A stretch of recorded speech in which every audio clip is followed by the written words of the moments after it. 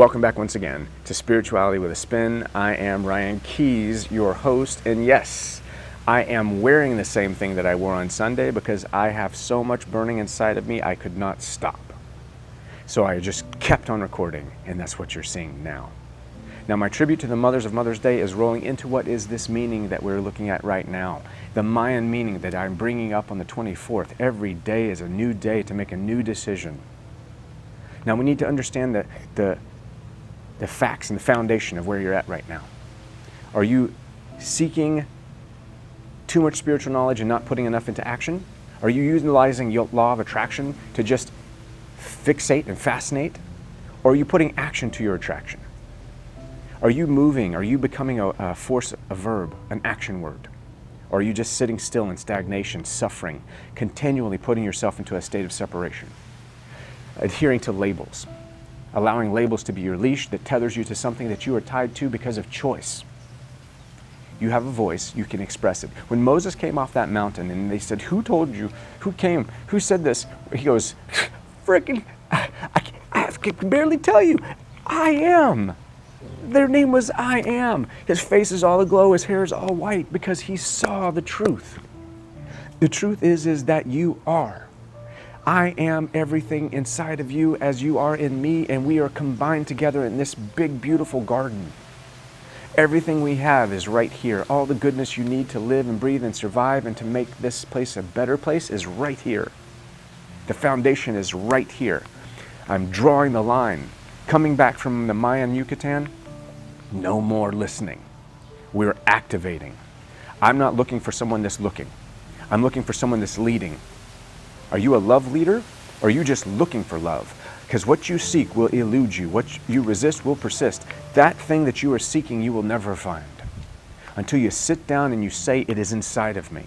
Begin to reflect this love inside of yourself by your choices, by how you treat this system. Doing your mirror work, reconnecting and calibrating the body and the soul connection so that the body understands it's not just a beast running around in the jungle. It has a higher guide. It has something outside of it that protects it, provides for it, and has negotiated the way that you're supposed to go. That's why you're seeing these numbers. That's why you're experiencing these epiphanies. That's why you're experiencing this deja vu. Come on, my friends. Get me riled up. You want a spiritual spanking? I'm right here. I'm tired of playing games. I'm tired of playing around. This is serious business. If you want to change the world, you got to change yourself. You can't begin to minimize the things that you're going on in your life and think you're going to maximize your opportunity by looking outside. The answer is not here. The answer is not out here. The answer is in here. It is love. It is your heart. See, because I had a lot of women over the course of the past couple months ask me, well, where are all the men that are enlightened? Where are all the men that are actually locked in and balanced and know what the heck is going on? Well, I can't speak for those men. I can only speak for myself. But I know that there are others out there. I know that men are waking up, but the way to wake them up isn't for the feminine to become more masculine. It's for the feminine to understand the divine nature of balance and become that. It's for the wonderful, beautiful warriors to understand that the key to life, the key to saving tomorrow is in the womb of today. Everything that you raise, everything that you nurture, everything that you manifest as a wonderful female warrior is going to be the foundation of everything that will bring forward change in the future. As a man, we're designed to provide, to protect, and to make a path. As the beautiful goddess guidance, we need you to point us in the right way. That's why you always heard behind every great man there's an even greater woman. Because we need that flexibility in our foundation because we are a tough, rigid beast that will break under pressure without the beauty of the flexibility of the woman's energy, the feminine. And this is the balance that we're seeking. So even in the twin flame community, that's what we're seeking. We're seeking the balance inside of this. But first you must become balanced in yourself. To become balanced in yourself, like what I talked about on Sunday, you need to do that 10 minutes a day minimum divine reflection work in the mirror, identifying, apologizing, acknowledging that which is inside of you is inside of all of us. The soul connection, the innervation of the conversation you have with yourself.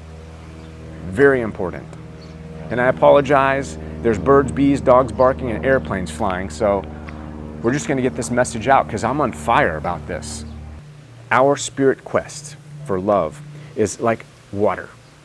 When you try to hold it back, it's going to eventually bust, and you're going to be able to, it's going to be out of control. So you can't go holding yourself back. You can't go sitting and just suffering and separating yourself. You need to be out and experiencing love. You need to be experiencing light. You need to be experiencing the things that are helping you to transition into this new level of acceptance.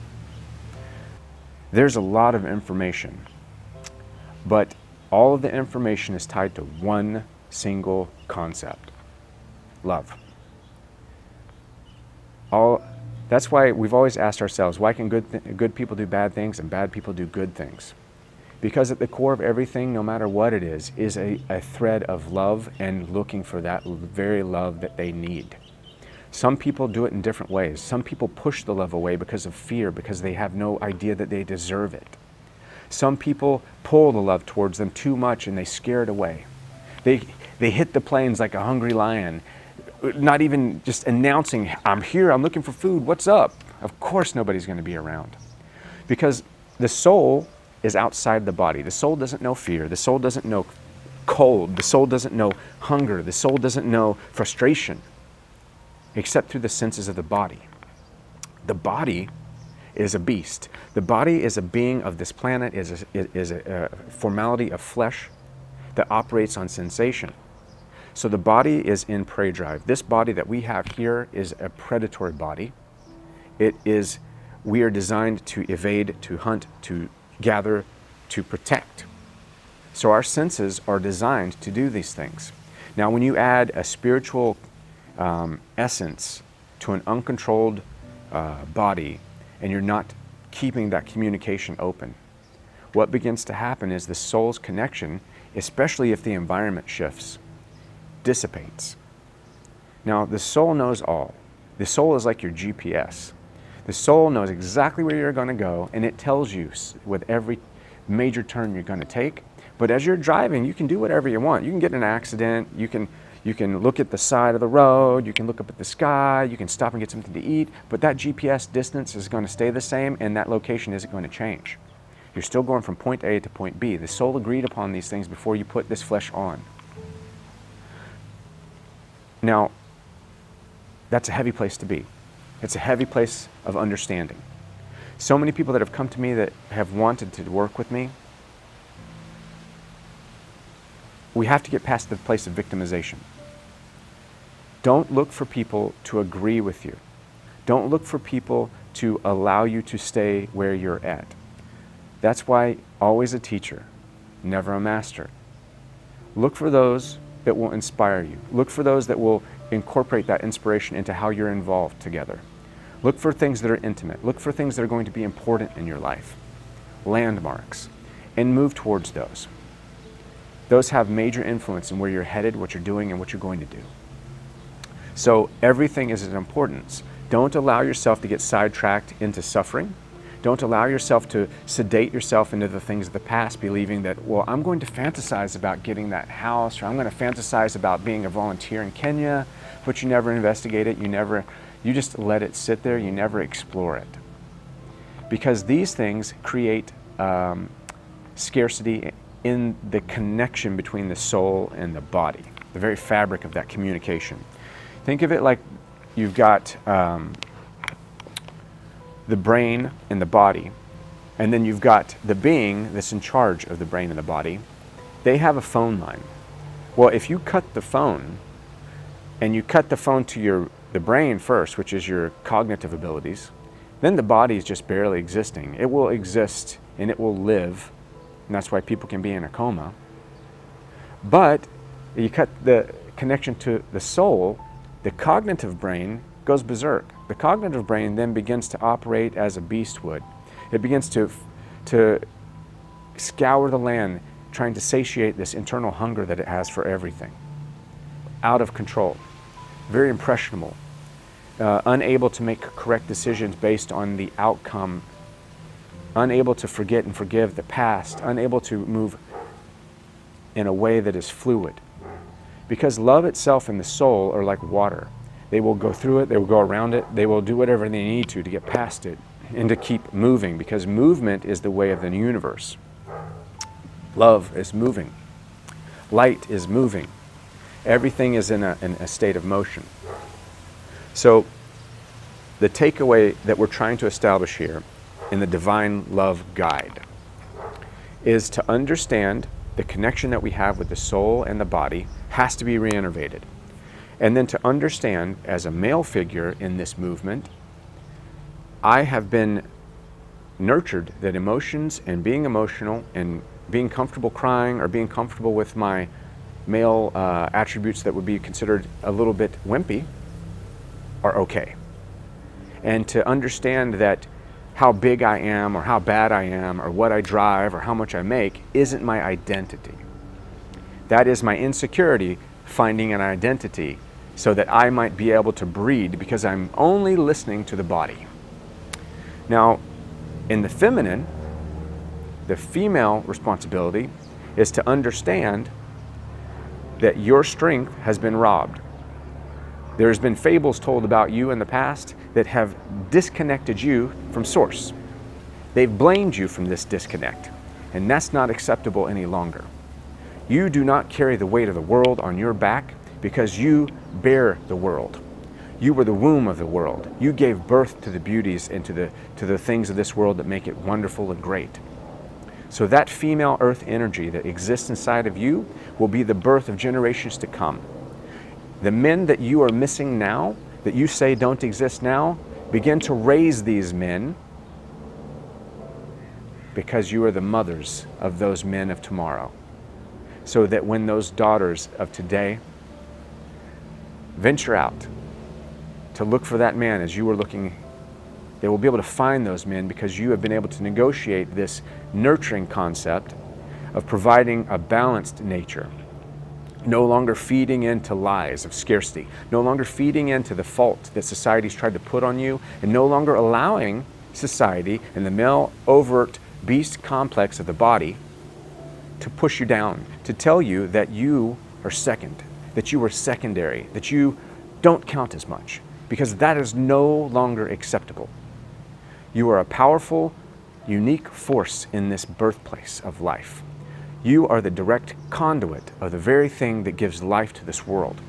And I would like to just leave with a small tidbit of information for today.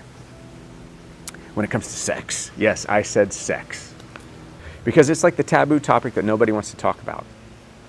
I feel it's very important as a man that we begin to see sex in a different light.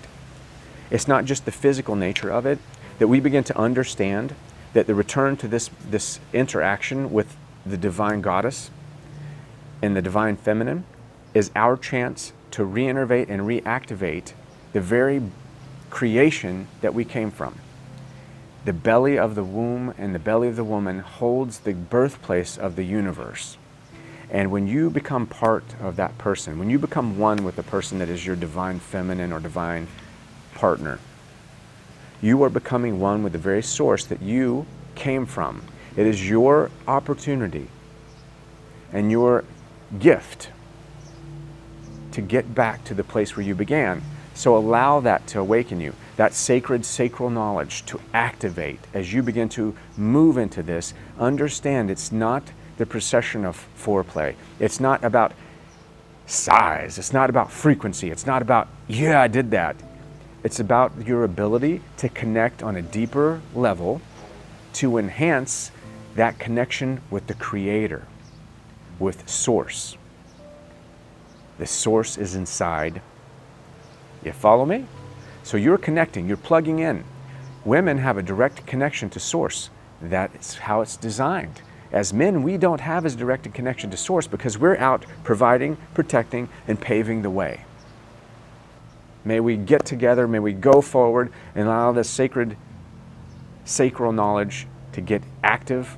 We're going to be talking about more of these things as we go, more of the wonderful things that I've been pulling out for the Akashic Records and dreamwalking, and I just have so much information left over from the Yucatan. It is insane. I can't put my hands on it and my mind around it right quite yet.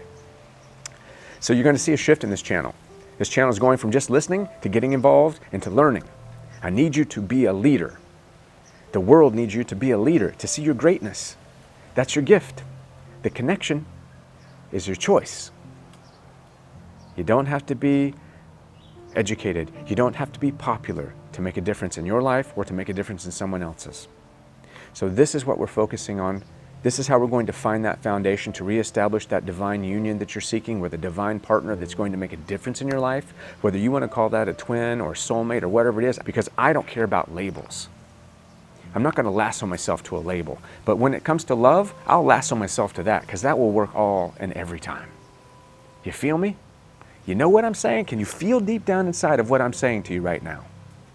Because we're going to a real place. If you're ready, let me know down below. Get involved. I want to see at least 1,000 likes on this video to show people that we mean business, to show people that we are going to lead this pack. We're going to do this grassroots movement, get these groups together, get everything ready. So in 2018, we can go and we can move, and I can go to these little groups that are set up, and we can begin to just to light the fires around.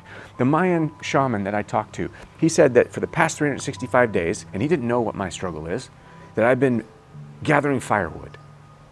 And he said, on May 24th, the sacred day, you begin another 365-day shift, and on that day you will light that fire, and you will make that fire, and it will burn, and it will allow people to eat. It will allow people to have protection. It will give them light to learn. It will give them warmth in the cold. And you guys are part of building this fire. I need you. I need you to step up. I need you to get involved. The world needs you. So my wonderful warriors, my wonderful female warriors that are divine connections to this creative source that we have, we need you for sure. I need you. Let's step it up. Let's move it up. Subscribe, hit the bell on the button, like, leave a comment, and share this video as much as you can. Let's get this movement started. And May 24th at noon Pacific Standard, look for me on social media, on my FB. We're going to go live, and we're going to do questions and answers, and we're going to have fun. We're going to say a little prayer. We're going to see how it goes. Now, peace, light, and love. I will see you on the other side.